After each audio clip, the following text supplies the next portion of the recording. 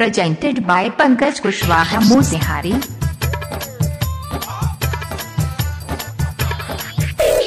DJ Ajay Malmal।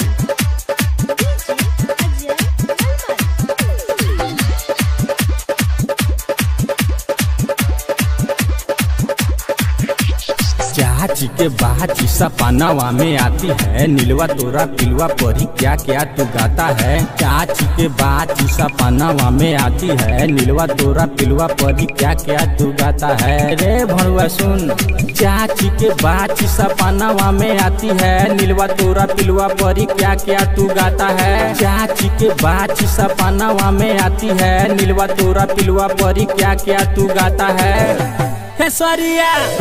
खेसरिया दामाद बना ले रे, कृति से शादी रचा दे रे। खेसरिया दामाद बना ले रे, कृति से शादी रचा दे रे। करा देना दहेज ना ले। Presented by Pankaj Kushwaha Motihari।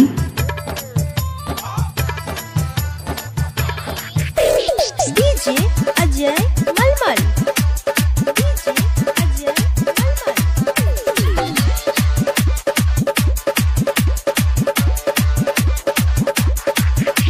चाची के बाची सपनावा में आती है, नीलवा तोरा पिलवा परी क्या क्या तू गाता है। चाची के बाची सपनावा में आती है, नीलवा तोरा पिलवा परी क्या क्या तू गाता है। रे भरुआ सुन, चाची के बाची सपनावा में आती है, नीलवा तोरा पिलवा परी क्या क्या तू गाता है। चाची के बाची सपनावा में आती है, नीलवा तोरा पिलवा परी क्या क्या तू गाता है। खेसरिया दामाद बना ले रे, कृति से शादी रचा दे रे। खेसरिया दामाद बना ले रे, कृति से शादी रचा दे रे। करा देना दहेज ना ले। Presented by Pankaj Kushwaha Motihari।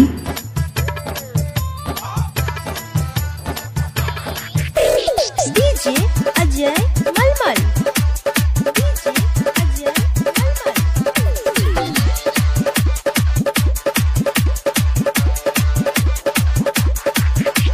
चाची के बाची सपनावा में आती है, नीलवा तोरा पिलवा परी क्या क्या तू गाता है। चाची के बाची सपनावा में आती है, नीलवा तोरा पिलवा परी क्या क्या तू गाता है। रे भरुआ सुन, चाची के बाची सपनावा में आती है, नीलवा तोरा पिलवा परी क्या क्या तू गाता है। चाची के बाची सपनावा में आती है, नीलवा तोरा पिलवा परी क्या क्या तू गाता है।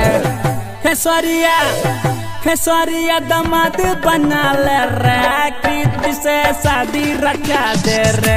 खेसरिया दामाद बना ले रे, कृति से शादी रचा दे रे। करा देना दहेज ना ले।